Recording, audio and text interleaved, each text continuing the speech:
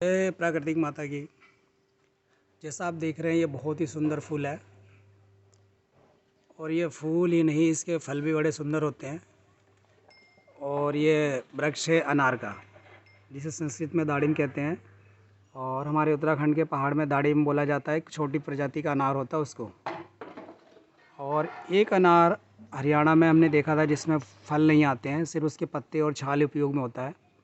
तो इसके देखिए जहाँ हम अभी तक फल खाते हैं, जिस रक्तवर्धक जो फल है उसके अतिरिक्त इसकी कलियाँ हो गए, जो पत्ते हो गए, जो छाल हो गया, उसमें भी बहुत अधिक मात्रा में गुण हैं और पाए जाते हैं। इसका छिलका तो बहुत ही अधिक गुणकारी होता है, जो अनार का छिलका होता है।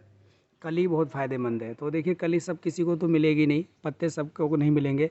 इसकी जो कलियाँ होती है इनको हम वो कुल्ला भी कर सकते हैं। जैसे इसको कूच करके पानी में उबाल करके कुल्ला करें तो दांतों की प्रॉब्लम सॉल्व होती है। इस सब मैं आपको बताऊंगा। और देखिए ये त्रिदोष हरी है और पाचक भी है और कसेला भी है, क्योंकि हमें सारे स्वाद लेने होते हैं। तो सारे स्वाद देखिए, आंवला है वो भी कसेला है, अनार है ये भी कसेले में आता है। तो जो शुगर के मरीज़ हैं या फिर जिनको कोई प्रॉब्लम रहती है हाथों की, तो उनके लिए तो ये बहुत ही रामबाण है। क्योंकि देखिए ये पेचिस में भी काम करती है, हाथों में इन्फेक्शन है तो उसको भी दूर करती है। और सबसे बढ़िया देखिए इसका जो पत्ता है, अगर ताज़े मिले तो इसके 6-7 पत्ते ले लें हम और सुबह सुबह पीस करके छाछ यानी मट्ठे के साथ लें तो 15-20 दिन लेने पे आप देखेंगे कि जो पेट के कीड़े हैं वो मर जाते हैं।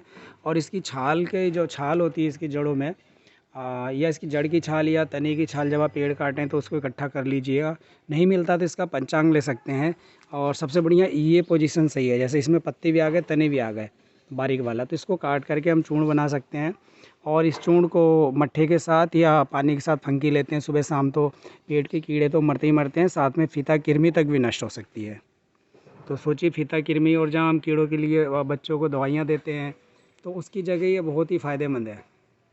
तो इसका हम उपयोग कर सकते हैं कीड़ों के लिए। पहली बात तो जो इसके पत्ते और कलियों का, और दूसरा जो है इसकी जो खुजली होती है जिनके नेत्रों में, आँखों में, जैसे लोग बोलते हैं खुजलाते रहते हैं हमेशा, ठीक नहीं होता। मेरे पास फ़ोन भी आया था एक दो का, तो उसमें हम इसका अंजन बना सकते हैं। जैसे इसके पत्ते को हम रस निकाल करके उसको छाया शुष्क करके सुखा दें, मतलब रस निकाल करके इसको सुखा करके जब उसे खरल में रगड़ेंगे या फिर उसका बारीक पाउडर बना करके, तो उसे सिलाई से हम इसका वो कर सकते हैं, आँखों में अंजन कर सकते हैं, लगा सकते हैं। तो उससे जैसे नेत्र के समस्त रोग हैं वो दूर होते हैं और हमारी जो शक्ति है, नेत्र शक्ति, वो बढ़ती है।